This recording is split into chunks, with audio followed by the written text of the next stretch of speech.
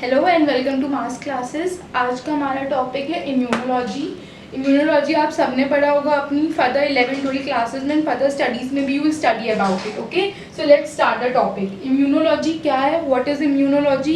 Immunology is a very important branch of medical and biological sciences.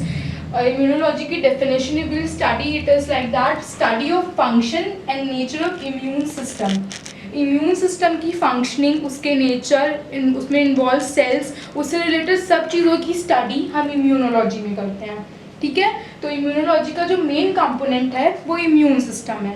अब immune system को जानने के लिए let's take an example. For example, हमारी India में जब भी कोई एनिमी या फिर कोई ऐसा पर्सन जो हमारी इंडिया को हार्म करना चाहता है, उसके सिस्टम को हार्म करना चाहता है, उसको प्रिवेंट करने के लिए बॉर्डर्स पे हमारे सोल्जर्स प्रेजेंट है, हमारा डिफेंस सिस्टम है, हमारी आर्मी है। इन द सेम वे हमारी बॉडी में एंट्री लेने से पहले किसी भी पैथोजन, किसी भी फॉरेन सेल को रोकने के लिए हमारी बॉडी का भी डिफेंस सिस्टम है। वो डिफेंस सिस्टम है इम्यून सिस्टम। ओके, तो हमारी बॉडी में जो भी foreign organisms, foreign cell entry लेने की कोशिश करते हैं, उनको रिकग्नाइज करना, उन पे एक्शन लेना और उनको एलिमिनेट करना, ये सारा काम इम्यून सिस्टम का होता है, ये इसका फंक्शन होता है। अब इम्यून सिस्टम है तो सिस्टम की पावर भी होंगी, कैपेबिलिटीज़ भी होंगी, तो सिस्टम की उसी पावर और कैपेबिलिटी को हम इम्यूनिटी कहते हैं। इम्यूनिटी इज़ अ पावर और एबिलिटी और capability of a body to fight against diseases, to fight against foreign pathogens, microbes and to eliminate them। ये हो गया व्हाट इज इम्यूनिटी। अब नेक्स्ट क्वेश्चन है व्हाई इज इम्यूनिटी। इम्यूनिटी क्यों ज़रूरी है? इम्यूनिटी क्यों ज़रूरी है, ये उसके डेफिनेशन से होप आप लोग थोड़ा समझ गए होंगे। इम्यूनिटी इसीलिए ज़रूरी है क्योंकि अगर कोई भी इन्फेक्शन हमारी बॉडी में होगा, अगर वो टाइम रहते उसको एलिमिनेट नहीं किया गया तो वो हमें एट द एंड डिसीज़ में रिजल्ट करेगा। हमारी बॉडी में कोई ना कोई डिसीज़ ज़रूर कॉज करेगा। डिसीज़ कॉज करेगा, उसका क्योर नहीं किया गया, प्रिवेंशन नहीं किया गया, तो क्या होगा? वी ऑल नो कि डेथ हो जाएगी। ठीक है, तो immunity is important to eliminate all the cells which is not required in our body to prevent any organism जो हमारी बॉडी को हार्म कर सकता है। उसको रोकने के लिए, उसको एलिमिनेट करने के लिए, उसको भगाने के लिए हमें इम्यूनिटी की ज़रूरत है। जितनी ज़्यादा इम्यूनिटी स्ट्रांग होगी उतनी ही ज़्यादा आपकी पावर डिसीज़ से लड़ने की स्ट्रांग होगी, उतनी ही जल्दी आप किसी भी डिसीज़ से फाइट कर पाओगे। ओके, अब टाइप्स ऑफ इम्यूनिटी देखेंगे। इम्यूनिटी दो टाइप्स की होती है, इनेट इम्यूनिटी और natural immunity, and adaptive immunity और एक्वायर्ड इम्यूनिटी। इसके बारे में वी स्टडी इन डिटेल। अभी इतना इंट्रोडक्टरी पार्ट हुआ है, इतना इंट्रोडक्टरी पार्ट आपके लिए ज़रूरी है। अडेप्टिव और एक्वायर्ड इम्यूनिटी दो टाइप्स की होती है, एक्टिव इम्यूनिटी और पैसिव इम्यूनिटी। एक और चीज़ यहाँ पे देखनी है, इम्यून सिस्टम में बहुत सारी सेल्स, बहुत सारे ऑर्गन्स, बहुत सारे टिश्यूज़ इन्वॉल्व होंगे जो एक साथ कम्युनिकेट करके इसको अपने फंक्शंस तक पहुंचाते हैं। तो इसका जो मेन बिल्डिंग ब्लॉक है इम्यून सिस्टम का, वो है हमारी वाइट ब्लड सेल्स, और इनको हम ल्यूकोसाइट्स भी कहते हैं। डिफरेंट टाइप्स की वाइट ब्लड सेल्स होती है, उसके बारे में हम डिटेल में पढ़ेंगे when we will come to the topic of immune cells. So अभी तक हमने इंट्रोडक्टरी पार्ट पढ़ लिया है कि इम्यून सिस्टम क्या होता है, इम्यूनोलॉजी क्या होती है, इम्यूनिटी क्या होती है। अब हम देखेंगे इम्यून रिस्पॉन्स।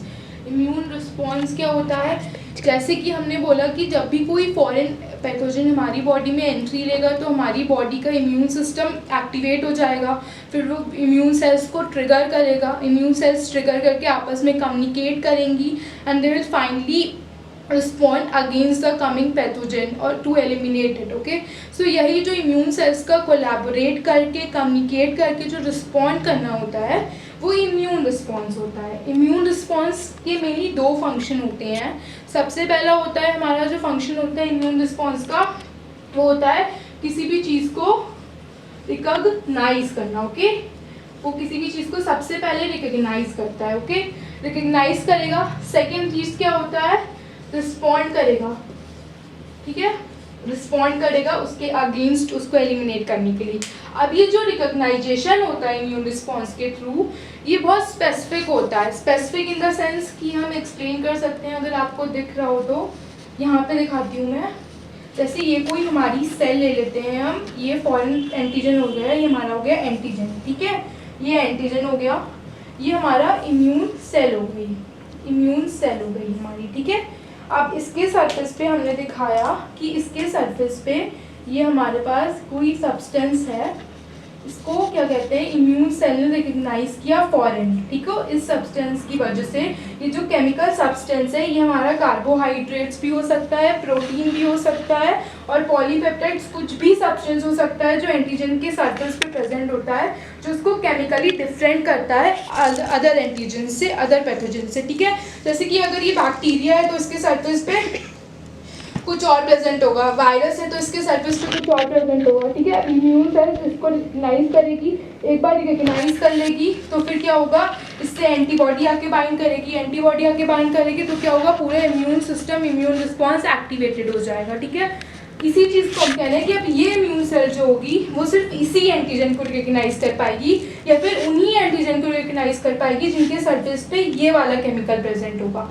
तो ये क्या हो गया, स्पेसिफिक नेचर हो गया इम्यून रिस्पॉन्स का, टू रिस्पॉन्ड अगेन किसी भी पैथोजन के अगेंस्ट रिस्पॉन्ड करने का, ठीक है। ये हो गया हमारे पास इम्यून रिस्पॉन्स का, हमने वो बता दिया फंक्शंस। अब ये कुछ फंक्शंस मैंने एक्सप्लेन किए हुए हैं, फ्लो चार्ट के फॉर्म में एक्सप्लेन करते हैं। सबसे पहला मैंने एक्सप्लेन कर ही दिया, तो रिकग्नाइज सबसे पहले वो क्या करेगा, उसके केमिकल को रिकग्नाइज करेगा, फिर उससे जाके बाइंड हो जाएगा, एक बार रिकग्नाइज हो गया, ये फॉरेन प्रूव हो गया तो फिर पूरा इम्यून सिस्टम एक्टिवेट हो जाएगा, including fight against any foreign cells, ये हो गया।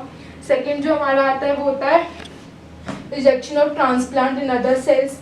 कभी कभी क्या होता है, सबने सुना होगा हमारी बॉडी के बहुत सारे ऐसे ऑर्गन है जब वो ख़राब हो जाते हैं तो उन्हें ट्रांसप्लांट करना पड़ता है, चेंज करना पड़ता है, किसी और का ऑर्गन अपनी बॉडी में लगता है। तो कभी कभी क्या होता है, क्योंकि इम्यून रिस्पॉन्स की जो एक और प्रॉपर्टी होती है वो ये होती है कि it can discriminate between self and non self. हमारी बॉडी की खुद की सेल और बाहर से आने वाली सेल के बीच में डिस्क्रिमिनेट कर सकता है वो, ठीक है।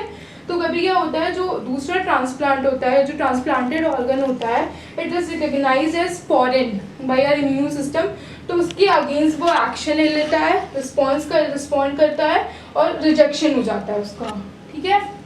फिर आता है ये reaction to allergy producing substance. सबको होता होगा, कभी कभी क्या होता है जब हम पूरी दवाई बहुत ज़्यादा ले लेते हैं तो बॉडी में एलर्जीज हो जाती है। एलर्जी किसी भी फॉर्म में इन्फ्लामेशन हो सकते हैं, दाने हो सकते हैं, कुछ भी हो सकते हैं, तो उसके अगेंस्ट जो भी रिएक्शन होता है वो भी इम्यून रिस्पॉन्स ही होता है, ठीक है। ऑटो इम्यूनिटी अटैक्स क्या होता है, sometimes due to deficiency of immunoglobins, antibody deficiency की वजह से या इम्यून सिस्टम किसी का भी वर्क नहीं कर रहा हो सही से, तो क्या होता है वो उन सेल्स पे रिएक्ट करने लगता है, हमारी बॉडी की खुद की सेल्स को डिस्ट्रॉय करने लगता है, उसके अगेंस्ट एक्शन लेने लगता है, उसको ऑटो इम्यूनिटी कहते हैं। और ऑटो इम्यूनिटी की वजह से ही ऑटो इम्यून डिसीजेज होती हैं, okay. So auto immunity attacks on own cells, ये भी इम्यून रिस्पॉन्स के अंदर ही आता है। फिर आता है rejection and destruction of abnormal cells. Abnormal cells like तो हमारी बॉडी की ऐसी सेल्स जो बहुत ज़्यादा ग्रो कर रही हूँ या फिर ग्रो ही नहीं कर रही हूँ, कोई फंक्शन ही नहीं कर रही हूँ, ट्यूमर्स, कैंसरस सेल्स, उन सबको एलिमिनेट करना, उनको रिजेक्ट करना, ये सब भी इम्यून रिस्पॉन्स का ही फंक्शन होता है। तो ये सारे फंक्शंस है उसके, ये हमने सारे फंक्शंस देख लिए हैं। अब हमारा नेक्स्ट टॉपिक होगा इनेट इम्यूनिटी।